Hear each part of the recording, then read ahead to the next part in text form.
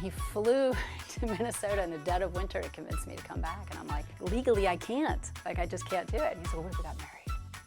But, wow, well, that's romantic. Yeah, you know, after all these years, laughs because I still get the gender wrong all the time. And he's like, just tell people your French is gender fluid. And, you know, if you get an F on your paper, you kind of they hide it as they give it back to you. Whereas in France, they're like, well, you clearly didn't study. And when I was down in Nice, they gave me the 10-year. I think it's mostly because, I think it's because they just didn't want to deal with me again for 10 years. Like, and all they have to do is be polite. Bonjour. Bonjour, Bonjour, yeah, bonjour, Merci. yeah. I think that goes a long way. Good night. I love bouf. Oh, both. I don't know why. Well, Heather, welcome to the show. Thank you for coming today. Well, this evening, I suppose, technically. It's still daytime. Okay, well, let's stick nice. with today We've then. got sunlight, yeah. Although we're on the internet, so That's true. there's going to be any Yes. time. Well, I don't know if they've picked it up already. We've had a few exchange for a few words before that. So you are obviously American. Yes. The accent gives that away. Yes. Although you did pronounce some T's you were not supposed to, but Yeah. It's become a little bit of a mutt accent over the years with all the different inputs, I think. okay, but that's not living in France that did that. Living in Paris does that, because you have so many people from so many different countries. After a while, you start talking with the people around you. That's a French melting pot then. There, exactly. But so speaking of the melting pot, so where specifically are you from in the US? Oh gosh, so I was born just outside of Philadelphia, and then we moved to Arizona, where I did almost all of my school, so first through 12th grade, and then I went to college in Minnesota. So I went to Carleton College, a little tiny town, Northfield, Minnesota, which was cold compared to Arizona. I studied political science and environmental policy, so I thought I was going to be a investigative journalist or a White House correspondent. Some might say I dodged that bullet, but yeah, I mostly thought I was going to do journalism, and I've done that since high school. And what drove you to France then? So I'd never been out of the country until I did my junior year abroad, and that was one of the reasons I went to this school in Minnesota, is that they really encourage study abroad. So I did an entire junior year in Paris, and it wasn't one of those like I dreamt of Paris and I made it happen. I knew nothing about Paris at all. It basically picked the program because they had Sciences Po was here. Like it fit my major, and my school approved the program. So I thought it would have been easier to go to like Scotland or England, somewhere where they spoke English, but I was not convenient. I was not an English lit major or a theater major, so there were no programs that fit. So I sort of ended up in Paris by accident. And I had taken French. I took French since 8th grade or 7th grade even. Okay. Which in Arizona. So how hard of a difference was it between school French and like Parisian French? Yeah, a lot. I mean, I took it all through high school and the first 2 years of college. I mean, I took all the classes you could take, and my teacher signed off on me studying. I was supposed to be in a French school, studying political science. So were you in Sciences Po? No. No, because when I got here, they were like, oh, just a formality, you gotta take the French test, and I failed it. Just a formality, but just actually a formality. it's So they they were like, you're gonna go to the Sorbonne. And I was like, oh, that's in English? Like, no, but they don't care. Oh, that's nice. So Sorbonne, I went to Paris 2. So on the Rue d'Assas, which was... For those who don't know, it's a very good university in France. It was a very good university. Although in 1995, it was all strikes, so I didn't... It's still a good university, there was like no class half the time because we had such long strikes that first year I was here, so... Yeah, isn't that normal? Oh yeah. For France, I mean... As a political science student, I thought it was fascinating. I was like, wow, they just bring out the fire hoses in the States. Like here, everybody just takes to the streets, and it's fun. I thought it was like it was fun at first. It was like, yeah, no school. And then it snowed, and then, I got a little cold. But yeah, it was an interesting introduction into French life. So that's, you could say that's the moment Paris became home? Oh, gosh. That was the first one. Yeah, that was the first one, the first year. I mean, I was completely out of my element. Lived with a French family, had no idea what they were saying. And it's hard. Did they speak English? They didn't speak English. No. I mean, I had a French mom. She would try. I had a roommate who spoke so well French that, and somebody told me later this is actually a slight. They would ask her if she was Quebecois.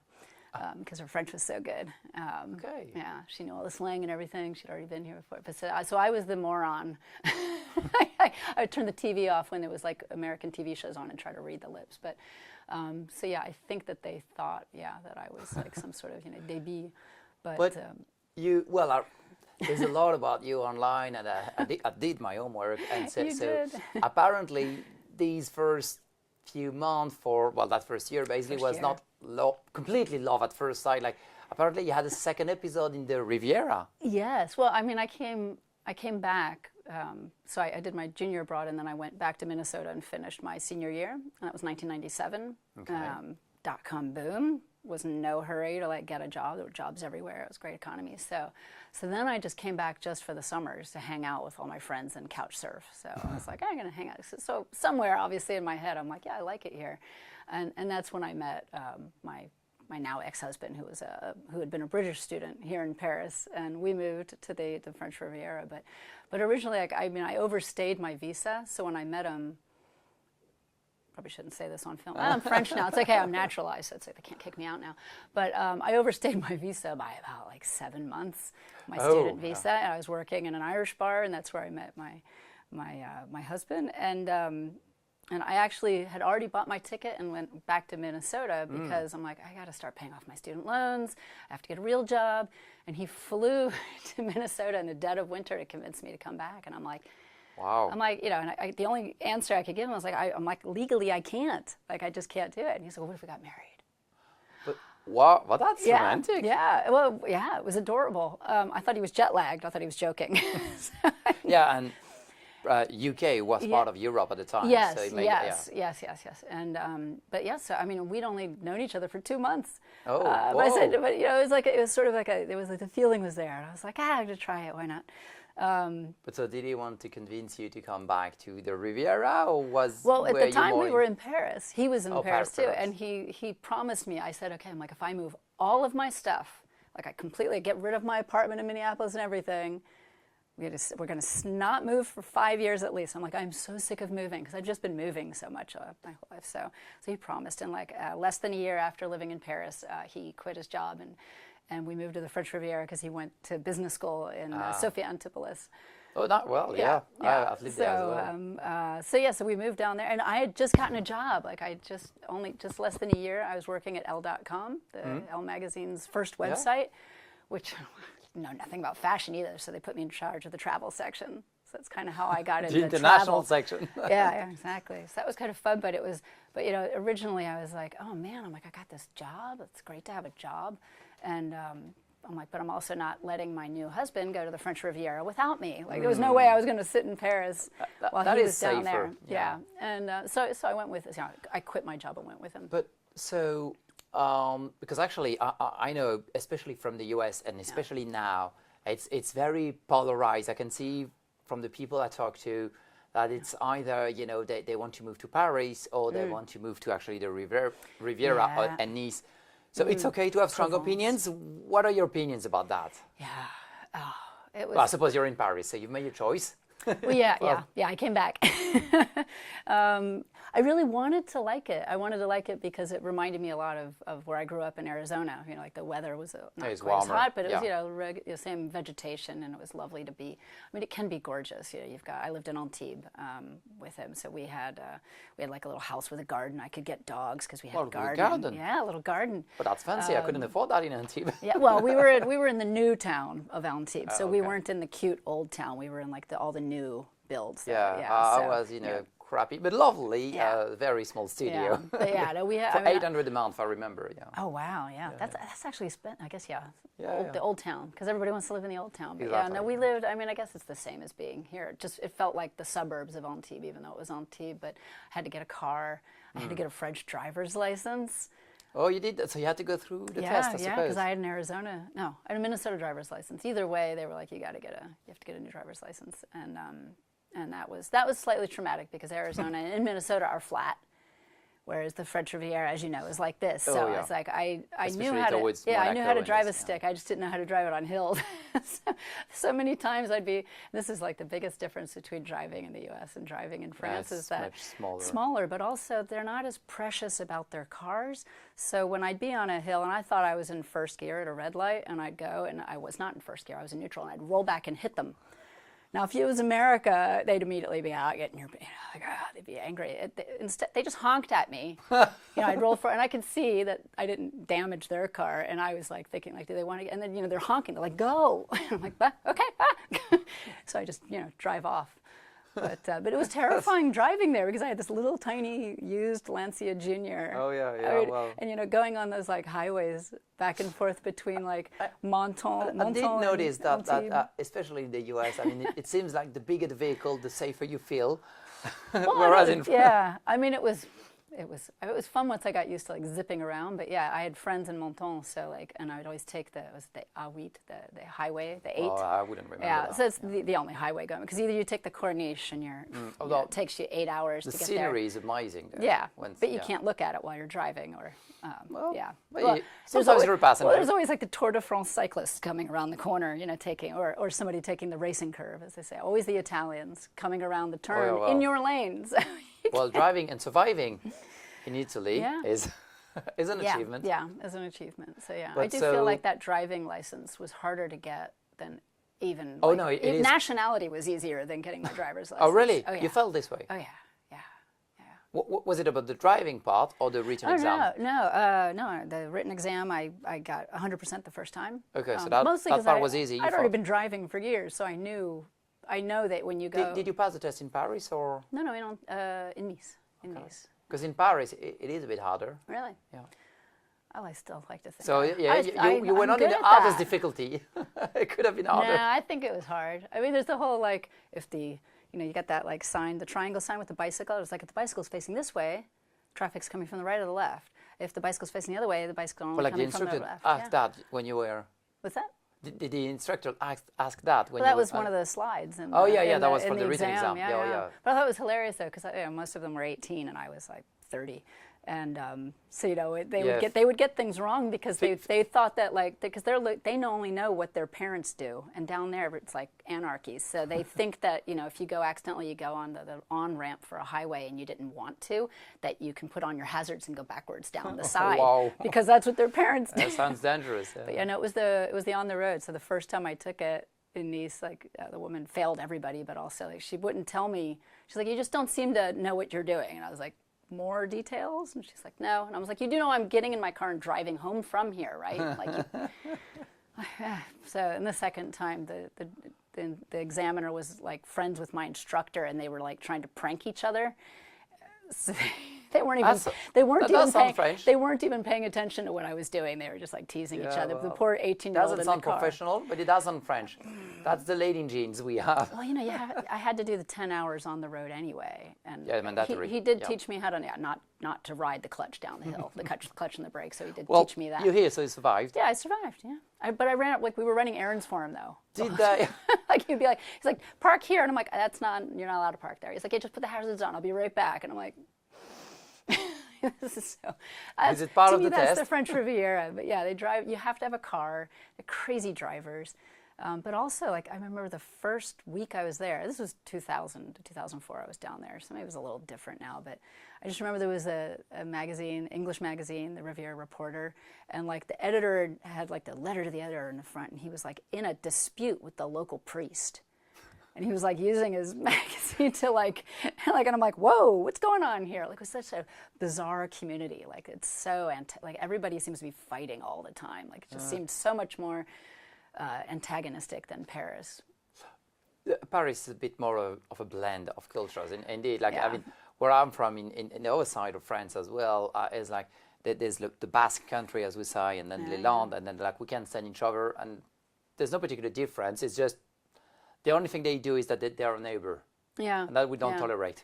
Yeah, well, yeah. And I mean, I lived in a neighborhood where it was half of them were British, The other half were either French people that had moved there, and then there was like one guy who was from there, and he hated all of us Yeah, equally. of course. Equally, yeah. We 'Cause were he's a all, we were local. all, yeah, exactly. We were all like horrible Oh, we have a name for that. I mean, interlopers. especially in those places. I mean, the more tourism, usually the more, and we call them the heavy locals. Heavy. Heavy. Like heavy. Oh, the heavy locals. I mean, yeah, I would say makes that sense. in French, actually. You know, it's Yeah. like we'd call the guy a heavy local. Okay. It's like a hardcore local, Oh, yeah, basically. yeah. And it's hard down there because almost nobody's from there. Yeah, Very no, so few. those who are usually are like the hardcore Yeah, locals. and they hate the rest of us. The one thing I did think was funny, though, is because I'd been in Paris for 5 years before we moved down there, is that I realized like that's where all the Parisians go when they leave Paris. And it was like the first, I think it was like May or so, the first May I was down there, suddenly there was tons of traffic, but also tons of people wearing all black. And I was like, oh, I'm like, here, this is where they all go. Especially in August. Because you didn't know when you were, when you were in Paris and the city got empty. And yeah, like, oh, exactly. Where did they all go? Emptied out. Yeah, they all go down there. But yeah, so it was interesting. But I just feel like. So I suppose that's not in the Riviera where people were honking at you that you learned to love the French pace of life Yeah, I mean, I didn't. and values, because honking is not part of them. I didn't learn yet though, like how to be a local. Like I didn't.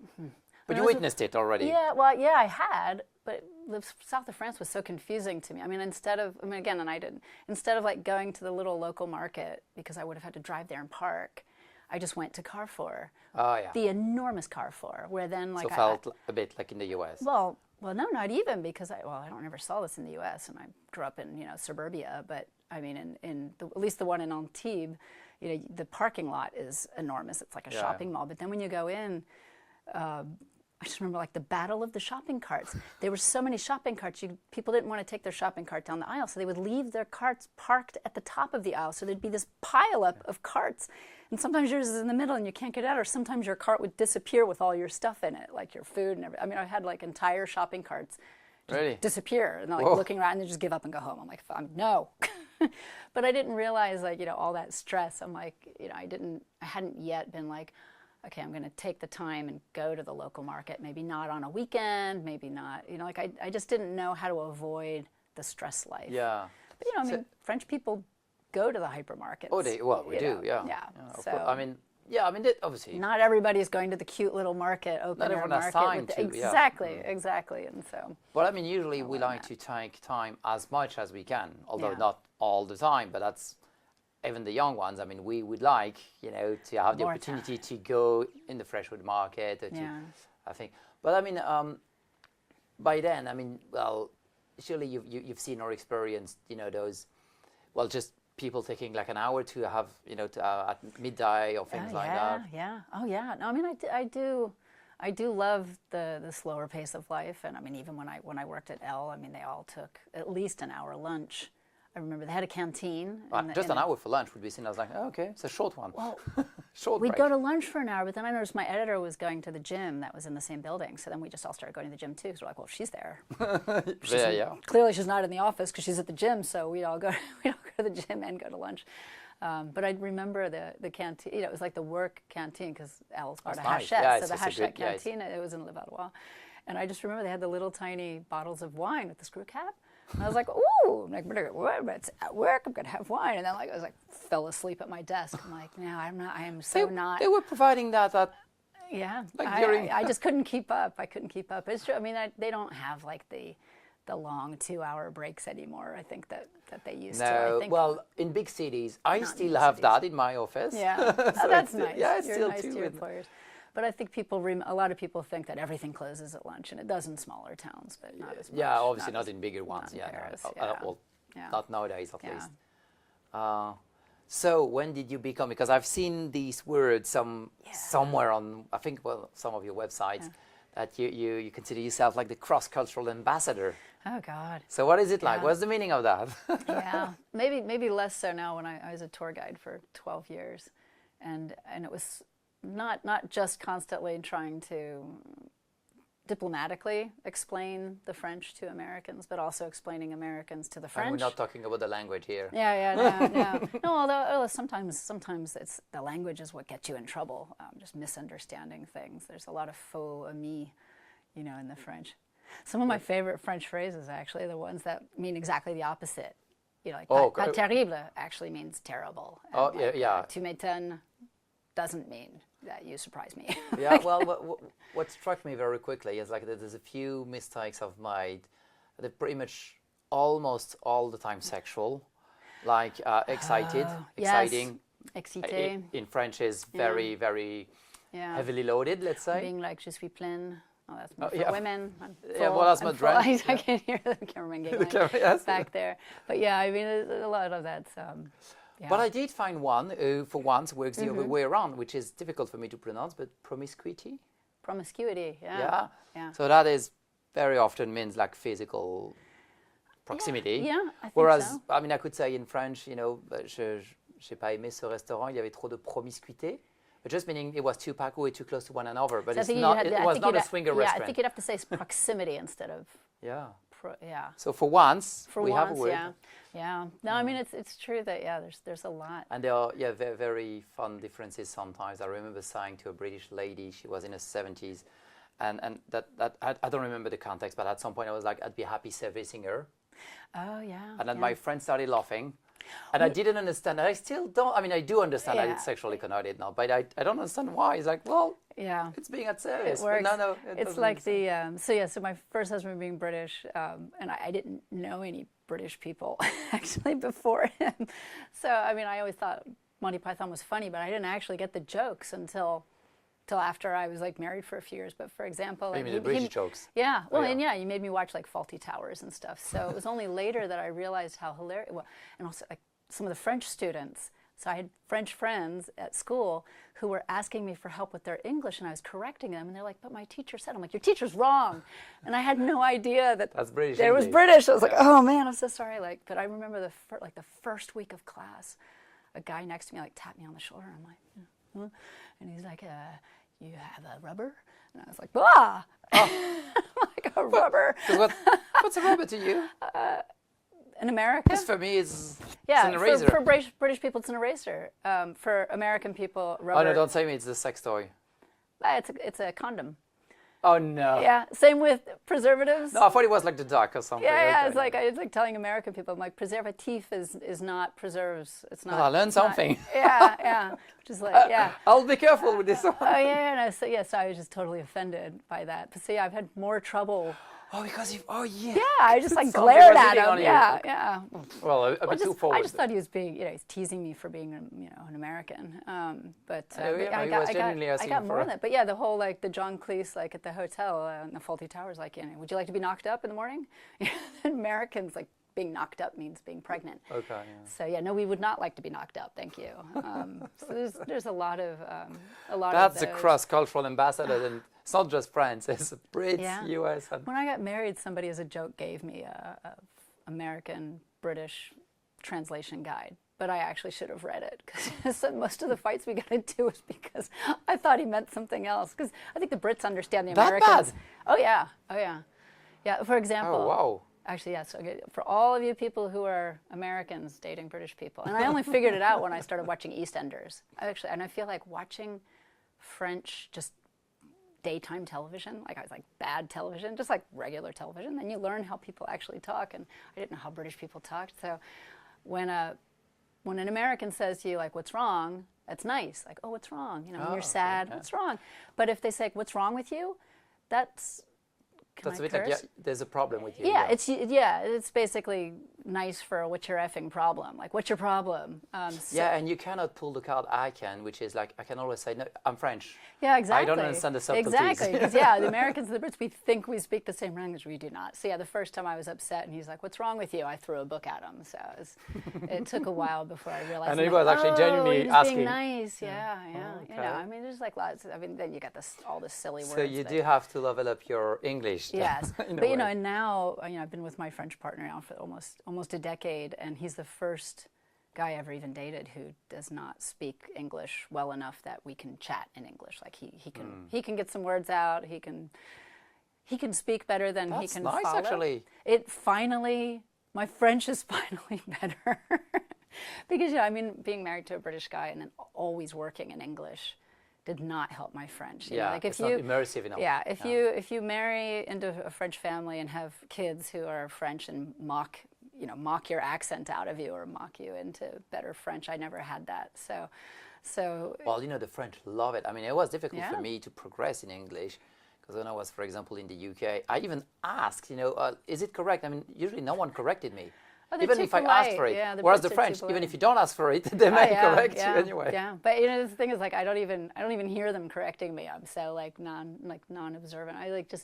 I just never had a thing for languages, so it's always hard. And my current partner, even after all these years, laughs because I still get the gender wrong all the time. And he's like, just tell people your French is gender fluid. Oh, yeah, that's it. Yeah, well, I Yes. mean, Because I grew up in Arizona. knowing if Everybody a speaks. spoon is supposed to be a male or a female, you're like, Yeah, oh, well, that too, yeah. But I grew up with everybody speaking Spanish around me because we're right next to Mexico. So there's no reason for me to take French. But my best friend Stephanie took French, so I took French too. Well, that's gender too. I mean, Latin country languages are. Yeah, but it's weird. I mean, do you speak Spanish at all? A bit. A bit? I know that, for example, some of the genders are reversed. like Reversed. the vehicle, Exactly. the car. Exactly. So yeah. So I mean, La voiture, el coche. yeah, I think like lemon and tomato are also different. But see, this is the thing. I know that I get it wrong each time, but I still can't remember which one's the right one. Exactly. Yeah. And certain things are, become obvious after a while. You're like, oh, that sounds right. But some, again, like I've just been saying wrongly so long.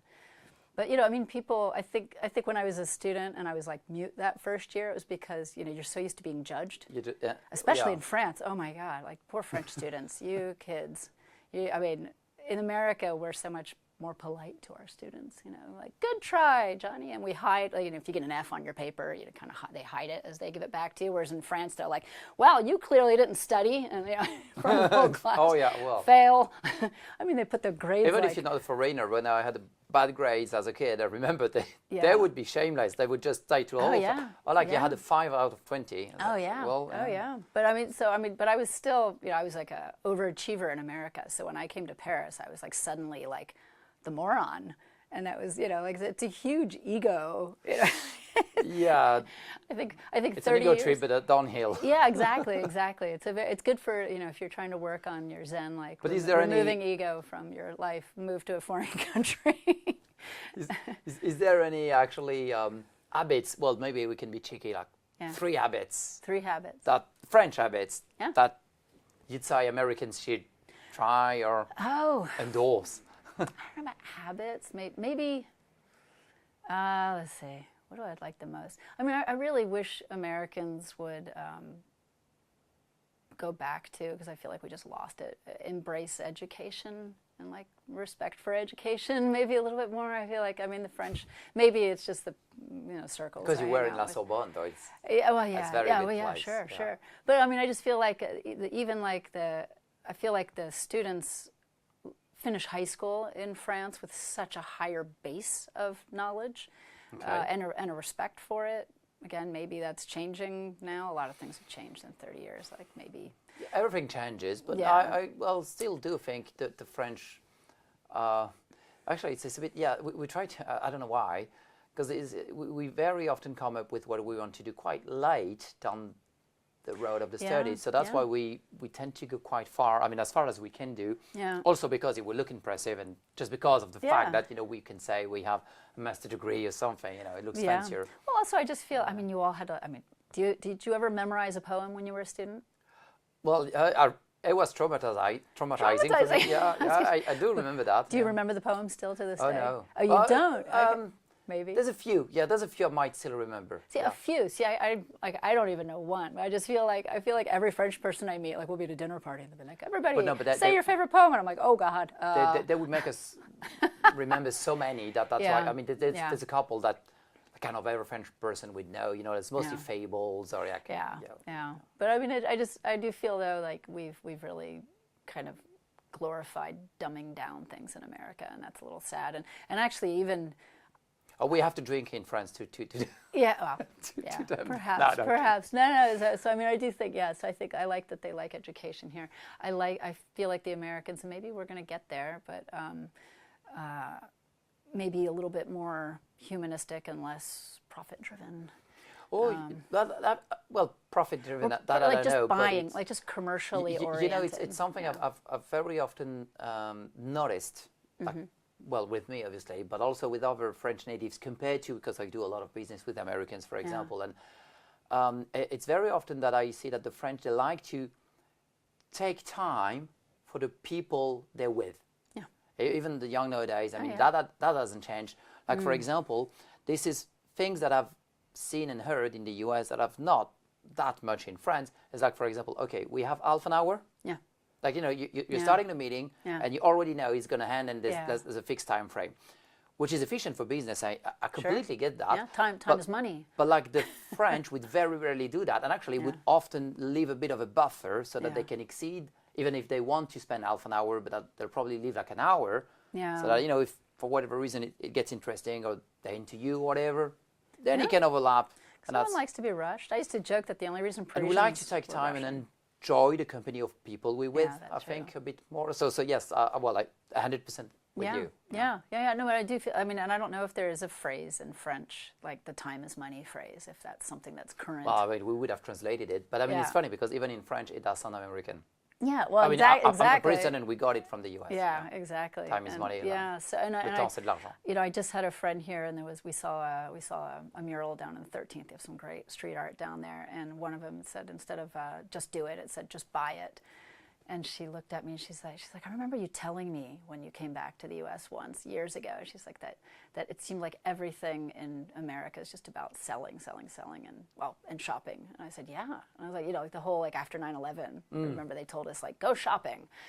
I'm like, okay, and we did. Oh, you didn't have that. We did, and it's true. I mean, I feel like you can't just be a writer in America. And I always knew I was going to be a writer. Although when you're young in America and you say you want to be a writer, they're like, be a journalist, or they're trying to steer you towards something that will make money. And if you're not a published famous writer, you're kind of nul in America. So you can't just paint and have a hobby. They always want to monetize it or sell something on Etsy. And it's almost like there's a few songs about that actually. Yeah. It just seems like everything is they're always trying to look at ways to upscale, upsell, and it feels kind of exhausting. And for a while I thought it was weird that the French didn't. I'm like, why aren't they selling World Cup? Remember the World Cup '98? Why aren't they selling World Cup souvenirs 8 months in advance? Like, I want to buy something so I can take it home because I was going to miss it. And so it's like they only planned on breaking even. They weren't even trying to make a profit. I don't know how they did with the Olympics, but I mean, after a while, I sort of appreciated that it seems kind of tacky to constantly be trying to sell. No, life. Well, I mean, I think it goes back to the pace of life and quality of life. Again, in France, but if we're being honest, in a lot of EU countries, but this is about people and enjoying your time rather than commoditizing it. Yes. Where sometimes it's okay to not be making money. It's okay to take time, even if that might not be the soundest decision business-wise. But that's true. Yeah, and I do remember I once went to a little convenience store because I needed stuff. So I mean, I just had maybe 4 or 5 things. And it was around lunchtime, and I just remember going up to the register, and she's like, "Actually, we're closing. Can you come back in an hour?" And I was like, "Oh, I'm not going to come back." She's like, and I just remember thinking you'd rather lose the money because she's like, "It's my lunchtime. Just come back." She's like, "I've just closed the register." And for her, it was more important to enjoy her lunch than it was to make her extra 20 cents serving me. But it's funny. I was in a restaurant 2 days ago, and it was not that late, 10:30 p.m. or something, and 2 people walked in and was like, "Well, is it possible to just have a drink?" I said, "I just closed the cashier." Yeah. That was it was literally a cash. The cash Yeah. machine. You could just have opened it up again. Yeah. But no, it was well. Yeah.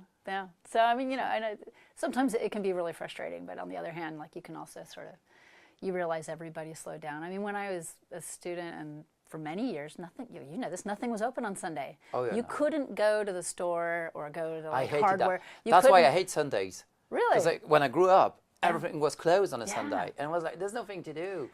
Well, but that also meant you had no excuse not to go to the picnic with your friends. Well, but then we had to find things to do. But that's why I was very little. Going to grandma's house, exactly, for the long lunch kind of thing. I know I do enjoy the Sundays, but I was as a kid. Yeah, but it was nice living in the city. Again, because I lived in the suburbs of Phoenix, and then I lived in rural Minnesota. So Paris was the first real city I lived in, and also, I mean, when I look back on that, especially the fact that I failed the French exam after 12 years of school French, which was a commodity. No, what did they say? It's a formality. Formality, yes, yes. I think part of that was just that I was actually like in culture shock, like, because, you know, it was like literally like the first few weeks I was here, there was bombings in the metro right before I arrived, like the one at Saint Michel metro from the Algerian terrorists. So that was all happening that fall, and then right after that finished, like the strikes all started. So, but it was quite eventful. But it was So I mean, maybe it was a little bit of like just deer caught in headlights, and I needed some time to readjust. But either way, it was. You actually kind of you're touching base on these different times and eras, and so have you noticed any positive changes in Paris over the past, well, should I say 30 years? It 30 makes years? you're old. Yeah. I came when I was 5. Yeah, no, it's gonna be 30. It's gonna be 30 years in September. Well, let's say three years and more. Yeah, there you go. No, I mean, Paris has changed enormously, and I personally, I think mostly for the good. I mean, things are so much easier than they used to be. I mean, people always talk about the bureaucracy, administrative, and you know, and for me, again, like my entire adult life has been here, and for me, like anything I've ever had to do with American bureaucracy has always been much harder. Like getting my birth certificate from America, I have to like send a check, like I don't remember what it was, like $75 check in a self-addressed stamped envelope to the hospital where I was born to ask them to mail it to me, and they never did. So then I had to have my mom call them, and like, you know, just like, in France, like now you can. It looks like the 60s. I know. 70s. You know, I mean, everything you can just get from your local mairie, and now like they're digitizing so much. So I mean, because I naturalized in 2008, so I naturalized, which meant that, you know, they have my birth certificate, my parents' birth certificates, everything was translated. So they have my birth certificate on file, on the translated. Side, So when I need my birth certificate, I can literally just go online and type something in, and they mail it to me like the next day for free. Also, so I feel like so many things are easier. I only ever did the 1 year when I got married, so I got the marriage visa. Okay. And I did the student visa. Obviously, I did the student visa, then 1 year marriage visa, and then when I was down in Nice, they gave me the 10-year. I think it's mostly because they were more generous at the time. No, I think it's because they just didn't want to deal with me again for 10 years. Like, I'll just give it. Although I was. I like this version. He was British, so I do wonder if it was because spouse of an EU citizen is indeed a particular status. Yeah. But it was also south of France. All the admin stuff took ages down there. They were never open. The reason I did my driving test in Nice instead of Antibes is because there was only 4 examiners, and like one was on permanent leave, one was pregnant. Like they was just like they were never there. It's funny because when I worked in Nice, and I remember I was going to work, and then this was like a military base, and so we had to badge the way in. The first time I showed up, so that I needed to do the badge, and so I walked into the front door, and the guy was there waiting for me, and I don't remember what I asked, but basically, I probably didn't want to sound like this, but I probably did sound a bit in a hurry, which was not the point, but it did come across as such, apparently. Yeah. And the guy was like, oh, you know, we're in the south of France, we're no rush in here. And I'm like, oh, but I'm from the Basque country, because that's where I'm from. And it's like, oh, you're from the south as well. Yeah. So why the hurry? Yeah, why the hurry? Why the hurry? So I remember that. Yeah. But no, I mean, they definitely, even like, you know, I was bartending in an Irish bar in Paris. Illegally for at least 3 months, but no one heard that. But I'd worked in a college bar back in Minnesota, you know, when I was a student there, and it's like it's like, you know, when you're bartending, like, wow, because you're getting tips with every single drink you serve, and American students drank faster. Okay, yeah. I'd be in this Irish bar, and it would be packed. It'd be like midnight on a Saturday. It'd be packed, and like, you know, I'm like, every once in a while somebody might ask for a shot, but otherwise it was just beer. Here you go. Like it was not, and everybody was so chill. It was like never, everything seemed. Even in a bar. Everything seemed more relaxed. Probably even in a bar, the pace of life is. Yeah. But no, I mean everything. But again, like, so I do feel like administrative stuff is easier. It's all online. They're digitizing so many. But the city itself, any other positive? Greener, yeah. Much greener, which makes it cooler when it gets hot. We need more trees. I mean, I know people are mad that they're getting rid of parking spots, but we need those trees because people don't have air conditioning, and if more people get air conditioning, it means more heat being pushed out. Because the air, obviously, you know how they work. Yeah, They pull the hot air and put it out on the sidewalk. Well, I'm not an engineer. People that live above. Yeah. Because so many people don't have AC, so when people put it in, so like say there's like a restaurant below you, if they put in like a gigantic air conditioner and your window's right above it, the hot air is coming. So you open your window and then the hot air from their air conditioning is coming into your building. So we can't have too many AC. Yeah. You've mentioned being a tour guide. Yeah. So any favorite quirky tour story? Oh God, there's so many. I mean, I always thought it was funny when people ran into people from home. Like they'd run in like, that could happen. That's our dentist.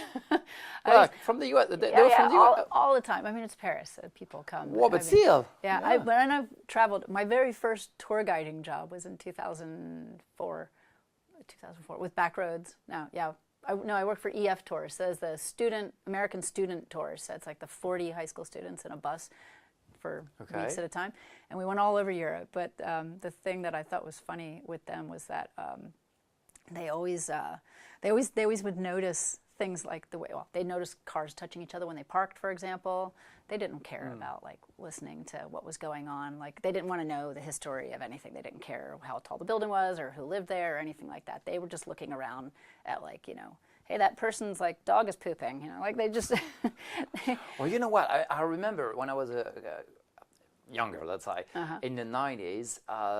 That was a huge thing. I remember seeing that on TV. Yeah. That we were making a huge thing about dogs pooping on the sidewalks. Yeah, because they had the pooper scoopers back then. There's like little cars that go around and scoop it up. So nobody had to pick it up because they had the scoopers.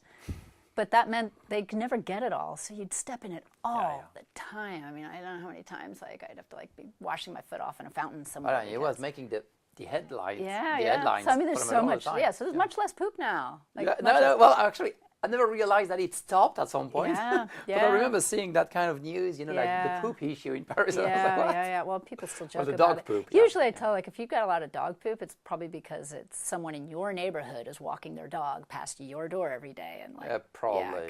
But in general, though, it's not like before.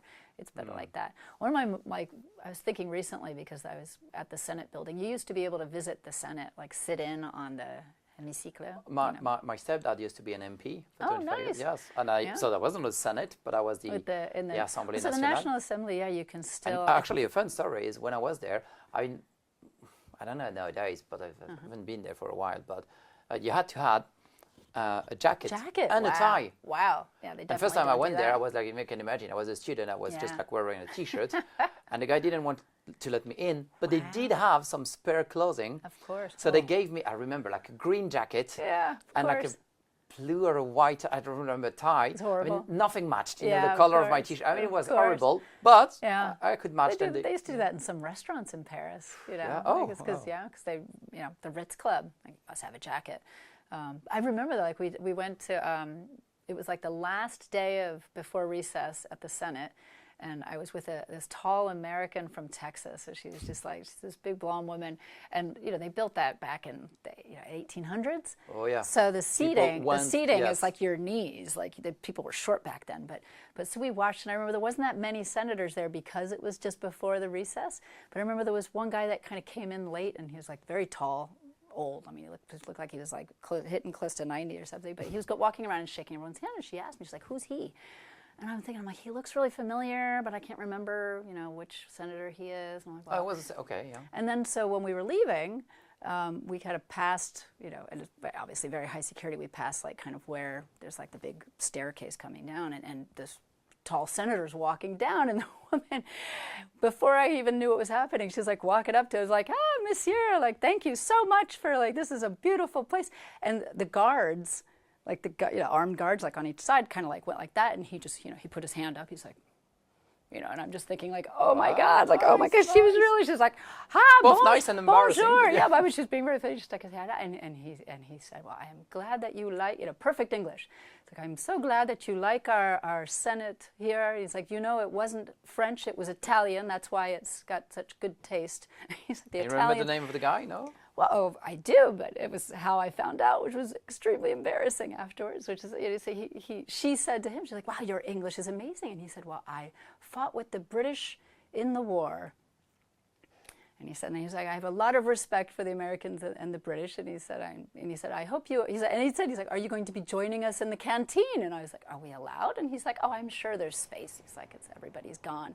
And so he's like, and he said, have a nice day. And, and she was just beaming. She was so happy. Wow. And the guard, like one of the guards immediately came over. He's like, you know who that was, right? I was like, oh, a senator. And he's like, that was Philippe de Gaulle. And I'm like, oh my God. Oh, wow. And I was such like in my tour guide mode, but I had not even thought to like check who the senators were at the time. So he lived I probably assumed you knew him. Well, no, but that was the thing. Not only did he maybe he did, but he was so polite and so, I would say, humble. Like he's just, that's nice. He was not at all being like arrogant or snotty or anything. And we did go. That's the thing the French are, you see. Well, I always feel, we can get on like who's snottier than who, but yeah. But and they let us go to the canteen, and she was like flirting with him across. He's like at a different table. I was like, you're gonna take a senator home. He lived 102. He just died like wow. 2024. I looked it up. That's amazing. I know. That's amazing. I know. He's crazy, but yeah. I mean, people do have this reputation. The French are rude and snobby, and that is definitely when I was a tour guide. That was one of the most common things I had to keep. I'd ask them because there are rude Parisians. I've met them, but. Not that many, actually. Like not. Yeah, I was about to say, well, there are rude people everywhere. Yeah, exactly. Just but that somehow we got this, yeah. Yeah, and maybe just not as smiley. The RBF, what that's. But I mean, isn't that the case with all touristic places? Because I think it goes with tourism basically. If there is a lot of tourism, the locals, because here we're talking about a big city. Yeah. In a way, they feel a bit invaded, and so it's just that the locals just, Possibly, but I also when you go to I don't know, Bordeaux or Brittany or other parts of France, they're more relaxed. Yeah. But they can also be super snobby there too. But I mean, I would ask them though. I was like, so what do you? I would ask them what would happen. What happened? Like, what? Yeah, sometimes they would say like, oh, like we were just treated so horribly, and they're like, we sat down, he brought us the food, and then like we never saw him again. And, we said we were finished. And then they didn't bring us the bill, and I was like, he was leaving you alone so you could enjoy. That happened to me more times than I can count. Yeah, and I was like, you have to Waiting for the bill is the worst thing. You have to ask for it, though. You can't, because in America, they bring it to you right away. They're like, okay, pay and get out, and tip on the way out, too. But it's funny because, that's definitely cultural difference. Yeah. When I go to the US, and it's like, sometimes they're not even finished completely. Like, it's like they want to take your plate off. And you're like, well, it's just too fast for me. And if you don't order something else, if you don't order dessert or more wine or something, if you're done, you have to leave. Like they you kind can't of push you out. Yeah, I mean gently, but make you understand that you're done. You have to leave the table. Yeah. So I mean, when I tell them, I'm like, especially if it's like a couple clearly having a date, I'm like, they're gonna let you sit there and talk until you ask for the bill. They're not gonna bring the bill. So it was that. You did mention a keyword which that I have to ask because part of the thing I've seen online. What was the inspiration between like the Naughty Paris? You wrote a book. Oh God, yeah. We're going to live that one down, am I? I was writing a lot of guidebooks. I started doing that before even being a tour guide. I was writing guidebooks and updating guidebooks just because it was the most easiest work. I mean, I started off just writing freelance articles, and then after 9/11, there was less travel content being asked for. But I started doing guidebooks, and I just saw that there was a hole. There's like a hole in and I worked for Elle for a year. So when I left there and I was freelancing from the south of France, they were always asking for articles, freelance articles for Fashion Week, for example. So one of the articles I was asked to do was for Elle Hong Kong. Obviously, they translated it. Was to write about, if the Sex and the City ladies came to Paris for Fashion Week, what would they see and do? And this would have been in like 2005, I guess, around there. And kind of naughty Paris in general was getting very trendy. Like Sonia Rykiel, the fashion designer, had a sex toy shop in her lower level of her boutique. Oh, I wasn't aware of that. Chandelle, like a famous swingers club in Paris, was just like everybody was going there. Sort of like, it's a bit like the way in America maybe you don't know this, in America, like people will go to like a stripper bar, like a Hooters, like even like just groups of friends I've or seen on business TV, people. well, Yeah. yeah. It's sometimes considered like a bizarrely just social thing to do. So yeah, but people were, Chandelle was just very popular. And there was just all of these sort of getting away from Pigalle, like the sex places, like the kind of hardcore, and all these kind of soft, like girly places. So there's all these kind of girly, even like all these, what's the Passage du Désir, I think is one of the boutiques you see around Paris now. You know, like the rubber ducky, that was like, Yeah, that was just kind of the year when everything started becoming more quote This unquote one was accessible. embarrassing to me. I think I was in my 30s when I learned that those rubber ducks were actually not toys. Yeah, exactly. Well, I mean, yeah. not toys for kids. Yeah, exactly. Because I remember, I used to think like, why Yeah. are all those women Why are buying you that? buying rubber duckies? Yeah. like, Well, I don't know well. if you've seen the Eiffel Tower one, but yeah, also slightly. Yeah, very. But I've graphic. seen a few where like just the design of it, you Yeah. know, is like, Oh okay. yeah. But at the time I thought, I was like, there's so much stuff here I could put in. I'm like, why has nobody done a guidebook for this? Because you know, there's guidebooks nice. for like family travel and like everything's about, you know, practical and I thought, you know, there's definitely room. You know, that's actually how I found you, because it was like something very unusual. I mean, the first thing I found about you was that. Yeah. No, and I mean, most of it, the book it's a regular guidebook. It was really only like the last 5%. It got more racy as you went to the end. But, you know, it talked about dating. It talked about like, but yeah, it had like where to eat, where to sleep, where to go out, where to shop. But it was kind of divided into like, if you come to Paris with your lover, it could be your boyfriend or your husband or whatever, or if you come to Paris with your girlfriends, or if you're in Paris solo as a female, because all of those, you know, where you're going to go out and what you're going to do is very different. So, course, it was, but it was fun to research, and I have to admit, like, I went to a fetish club. Learned a lot. Oh. You know, I'm a very journalistic researcher. I went. The look on your face. I says went, a lot. yeah, no, but I went. Someday I'll have to write the making of book. I mean, I went to every single place I wrote about, because there's no way I'm going to write about these places without having been there. And actually, that's how the idea originally came. Is that there was a book called Paris Sexy, I think. I think it was called. There was actually a sex guide to Paris in French that came out every year, and I remember at the time thinking like, somebody should translate this into English. But that one had like, you know, where to get prostitutes in the Bois de Boulogne, like it was, you know, Pigalle and all that. It was hardcore. It was hardcore, yeah. People in the lifestyle, as they say. And I wanted to write something that was for women, but all, you know, specifically for women, but also women who were not, you know, who just more like, oh, I'm curious to know. Maybe I'll go. Could be fun. But I think more people bought it just because they were curious and wanted to read it. And so again, like, so 95% of the book was for fun. I definitely was curious when I saw that. I was like, oh, what's that about? Yeah. I brought you a copy. Oh, nice. Oh, really? It's very out of date now, but I brought one. Oh, I mean, yeah, well, the place is probably still around. Yeah, some of them. Yeah. Well, also like the front part was the hardest part to write, because it was all about like French men, and that was after I was divorced and dating, and so like all throughout like my 30s. Sorry for the Brits, but I mean, you did the right move, because going from British to French is an improvement, isn't it? Well, I'm telling you, I tested a very wide pool of people in my 30s, and God, I felt like I dated every single jerk in Paris. Oh no. But no, I mean, at one point I was like, I need to move to Bordeaux or Loire Valley, just somewhere else, somewhere a little bit less stressful and less expensive and all that. But I remember thinking, I'm like, I can't move to a small town when I'm single. There'll be no one to date except like the butcher's son, who's like not quite right, but he's a good boy. All being a good all boy the doesn't sound stereotypes, nice. yeah.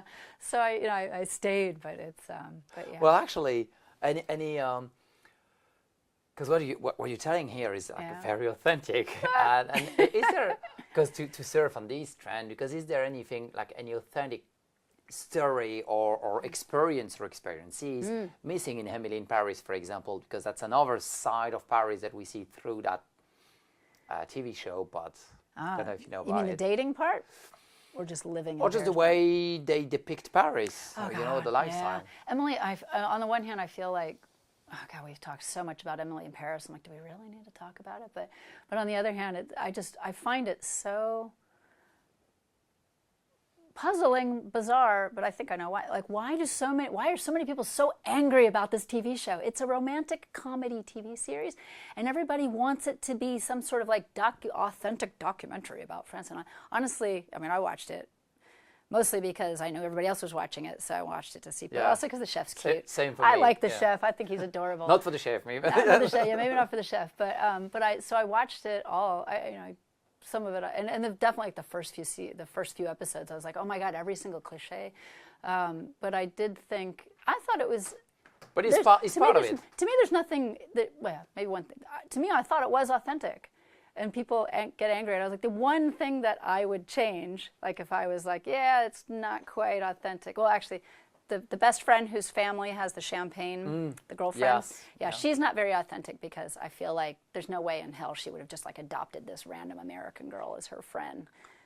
Although maybe, I don't know, sometimes people are eccentric they get to these things. Americans are very exotic. I feel like sometimes French people, like Parisians especially, will like collect us like pets because we're exotic. Not really because you know what, I was we're about to friends, say that. But we add interest to the party, but then you watch the Dîner des Cons and you have to wonder, like, am I at this dinner party because I'm the con? This is a famous French movie where every Wednesday night they invite a con, like a dumbass, and so like you don't know you're the one, but like if you're invited. But no, actually, I don't know if it works both ways, but the French basically love everyone that's not French, pretty much by default, because we like it. I mean, we find it's exotic and very often we'd be like, I mean, you've probably seen it dozens of times, like, oh, where are you from? What did you do? How was it like? We do the same thing to French people, though. Really? We do the same thing. Also, you see, so that might be authentic. I remember when I was married to a British guy, we were in Pennsylvania visiting my family, and somebody at the hotel at the breakfast, they asked him, heard him speaking English, and she's like, oh, are you from England? He said, yes. He's from Manchester. And she's like, do you know the Queen? And he's like, no.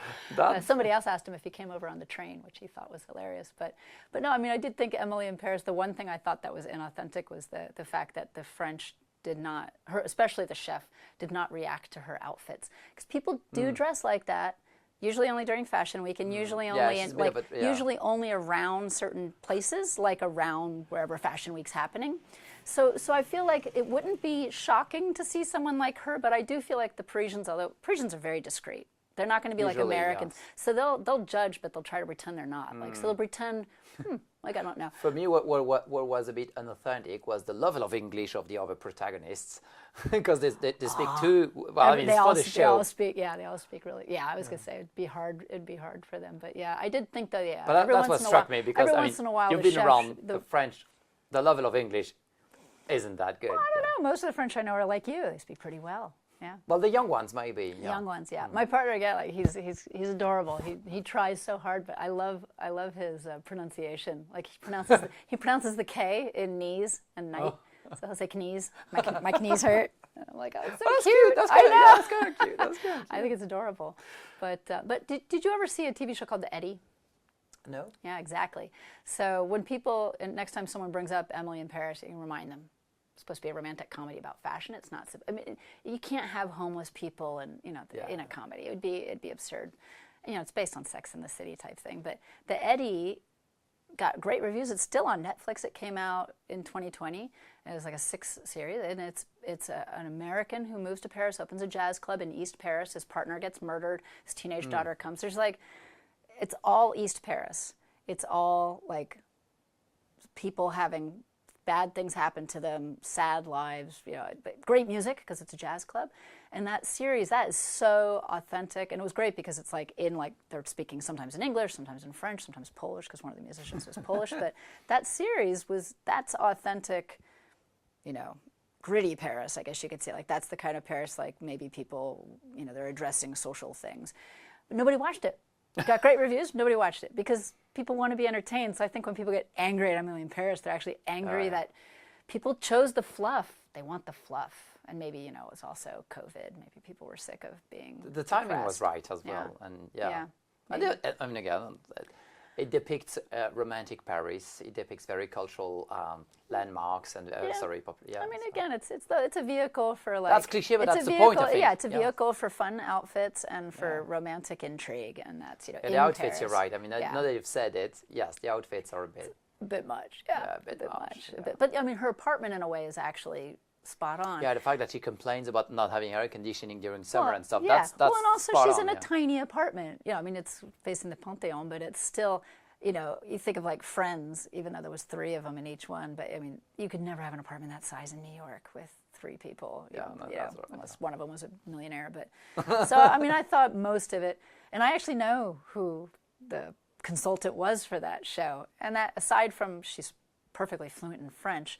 That was her life. I mean, there are people that say like, oh, like it's not real, and I'm like, I hate to say it, but there are people, as you know. Yeah, when you have money, yeah. There are people who are, even expats that come and they go to Saint-Tropez and go on people's yachts, and they know people with castles, and they go to the clubs and know everybody, and they have these kind of glamorous lifestyles, and I mean, yeah, no, it does exist. That's so, why. So it does exist. But yeah, obviously, also, I think more people need to go and visit East Paris, the east side of Paris, also to see how people dress, because maybe people don't ask you as much because you're a guy, but I mean, people are obsessed, especially Americans, about like, what am I supposed to wear in Paris? What am I not allowed to wear in Paris?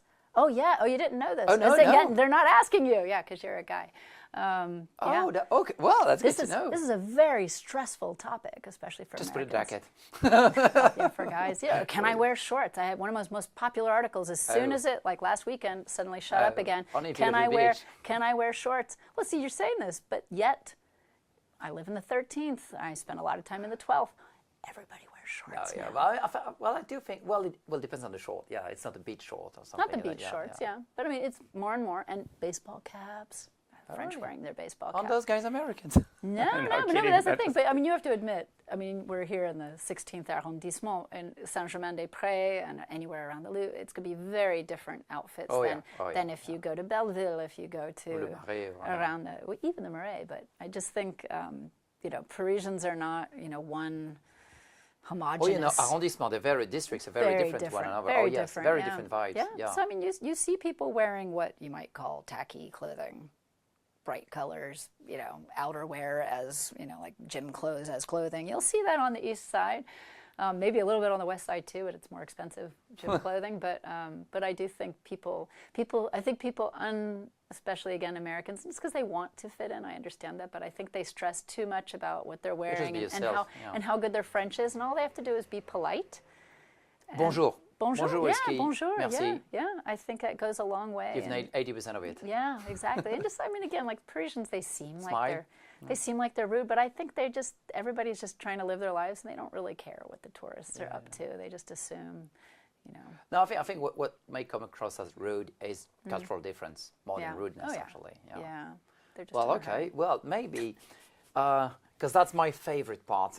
Maybe we can, before we wrap it all up, we can go through that lightning round, of questions. Okay? So, I'll be a good student. Let me read them. Sure. Okay, so what's it's ideally a short answer. What's the most overrated tourist spot? Catacombs. Okay. Yes. And your favorite... 31 euros. Just a bunch of skulls piled up. No, sorry. Your favorite spot in Paris? I don't have one. Yeah, I guess that depends. Yeah, sorry, that's a horrible answer. It depends on the mood. Well, favorite spot to do what? Oh, pick 2 then. To do what? Like, what are you imagining? Like to have a picnic in, to go to... Where do you want to go the most? My house, my apartment. So which district is that? I live in the 13th. I love the 13th. Oh, same. I love the 13th. There as well. Yeah, it's great. Okay, so preferred French word or phrase? Or phrase.